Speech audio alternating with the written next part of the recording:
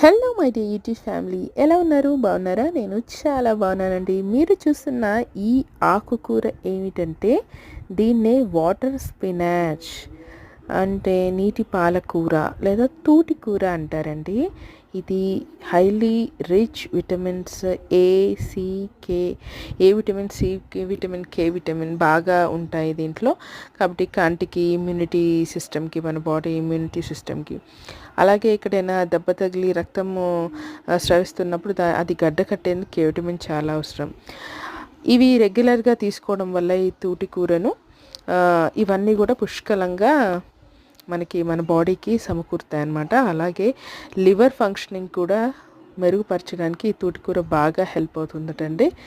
అయితే ఈ తూటికూరను మంచి నీళ్ళతోటి మాత్రమే పెంచాలటండి. మురికి వాటర్లో పెరిగినవి తింటే పాయిజనస్గా, అంటే